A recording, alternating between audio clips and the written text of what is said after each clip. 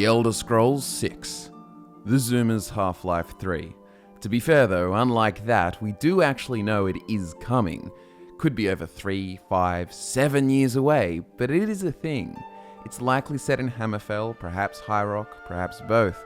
We don't know yet, and according to Todd Howard, we won't know for a while. Elder Scrolls 6 is going to be some far-off game releasing on the next generation of consoles, but will it ever live up to the hype?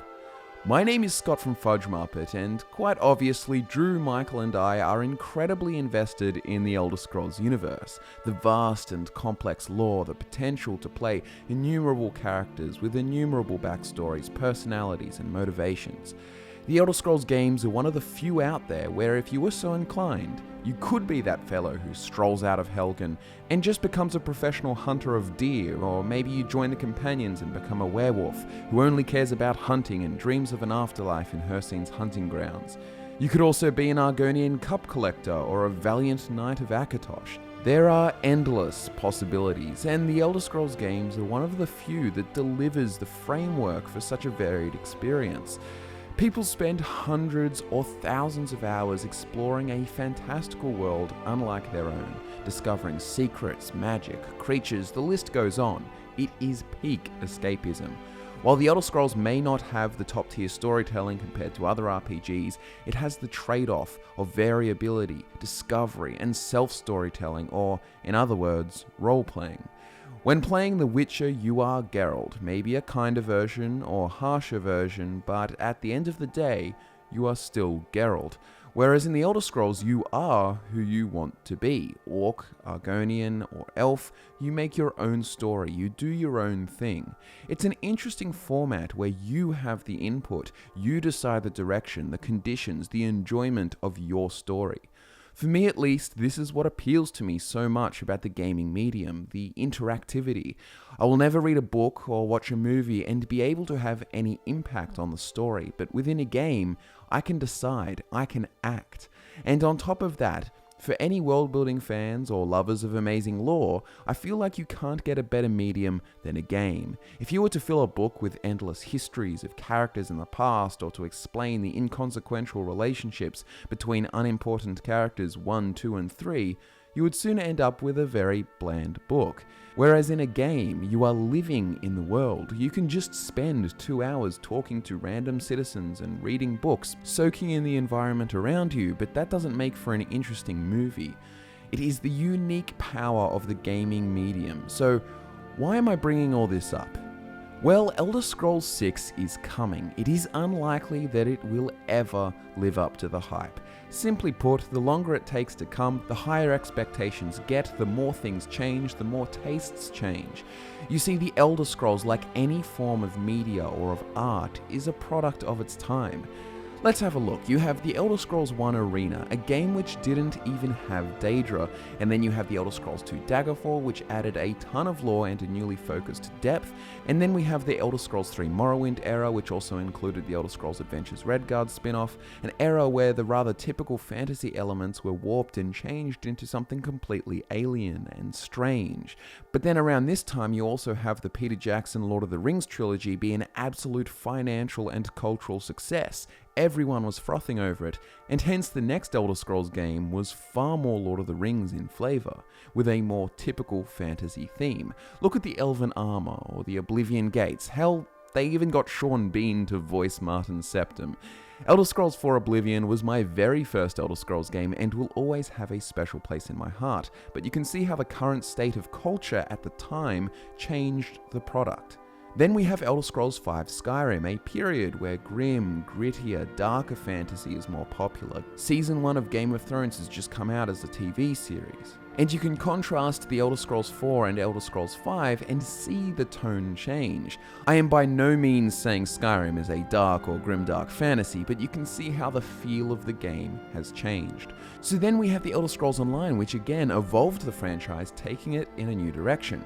But why the history lesson? Well, history often holds lessons for the future, and we all have to come to understand that the Elder Scrolls 6 will not feel like Skyrim, just as Oblivion did not, and Morrowind before that was different as well. The Elder Scrolls 6 will be different, things will change, and it's a lot easier to be excited about it if you anticipate these changes. You see, I have an analogy for the Elder Scrolls universe. It's the center of a hollow gem, or crystal or diamond, and each of the Elder Scrolls games is essentially a different surface of the gem, each which distorts the image of the core inside differently. You can never see the Elder Scrolls clearly because every view, whether it be Skyrim, Morrowind, Oblivion, or Daggerfall, it is distorted in some way. Now for me, I love the Elder Scrolls, the core of it. I may be looking through a surface of the gem that I don't like as much as another, but I still enjoy the core. I feel like this is the kind of approach that you need to take with the Elder Scrolls 6. You're going to be disappointed at some parts, and you may love others, but it's the mindset that will help you mediate the ridiculous hype that this game is bound to bring. Every game is a different window into the Elder Scrolls universe, and this kind of attitude to storytelling and world building is inherently inbuilt to the Elder Scrolls universe itself. All of history, all of mythology, every bit of information outside of your personal experience in the games is essentially a he said, she said, or he wrote, she wrote sort of situation. Some versions of events or theories are more convincing than others, but still, it's a world of possibilities.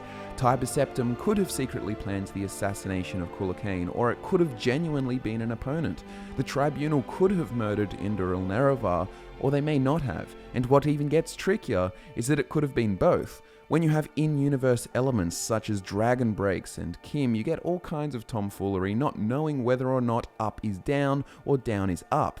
It's what draws people in. It's a process of understanding. It's all points of views, perceptions, all the lore. But then the games themselves are not exempt from this rule. They themselves are certain perceptions of the Elder Scrolls universe. It's not like if you cross the border from Skyrim to Cyrodiil, then you find all the orcs look like Shrek. Within Oblivion's interpretation of the universe, all the orcs do look like Shrek. In others, that's not the case. You see what I mean? The ultimate point here is that the Elder Scrolls is quite fluid. Inherent within the lore and within the nature of the game's design is that it's an unknowable entity where you can only attempt to understand its true nature, but you never will. So in however many years from now, when Elder Scrolls 6 pops up and finally comes out, what can we expect? Well, to answer that question, I think we need to look to what is popular in gaming, in books, in art, in media, as it pertains to the fantasy genre. This will be a fun little section that I want to see you guys participate in the comments, but consider the successes of things like the Game of Thrones television series. Perhaps the Elder Scrolls 6 will have more political intrigue. The stories may have a focus like that because people respond to the show so well. I can easily imagine an Elder Scrolls 6 Hammerfell where you have the different kings, lords, or whatever they name their various leaders, infighting and dealing with two external superpowers in the form of the Aldmeri Dominion, which, by the way, they fought off and aren't too fond of, and the Empire, which they also see as weak traitors to them during the Great War. You'd have the more progressive and imperial-minded Forebear kingdoms, and then you'd have the more conservative, traditionalist Yakutan crowns. Their interplay would be really cool to see. So that is an idea that could very well become a reality, a focus on political intrigue. If you're familiar with Hammerfell, you may know about the ancient Yakutan sword singers who could summon a sword from their very souls. Well, if you're into fantasy books, you may be familiar with Brandon Sanderson's popular series, The Stormlight Archive, a book series in which people have these epic huge swords called shard blades, which are incredibly light and can be called upon by intent, willing it into existence. I could easily see a plot of an Elder Scrolls 6 set in Hammerfell involving the return of sword singers, but they would ramp up their abilities inspired by the Stormlight Archive. This kind of change is the stuff that can happen. You may be familiar with the Thum as the Dragon Tongue and all the Dragon Wars of the Merethic era. Well, prior to the Elder Scrolls V Skyrim, the Thum had nothing to do with dragons. It wasn't the Dragon Tongue, and the Dragon Wars never happened. So it's not outside the realm of possibility for Bethesda to retcon and rebirth the idea of sword singers in a much flashier form, inspired by something like the Stormlight Archives.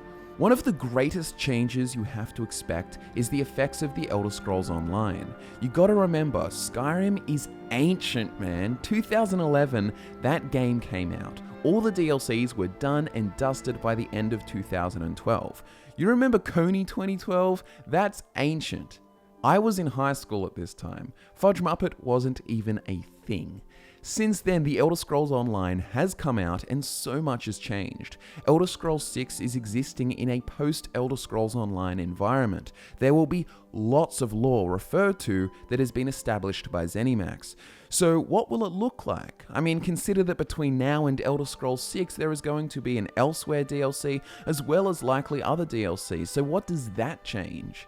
Get down into the comments below and let me know what you think will happen with the Elder Scrolls 6. Which cultural pieces of media do you think will influence the game most?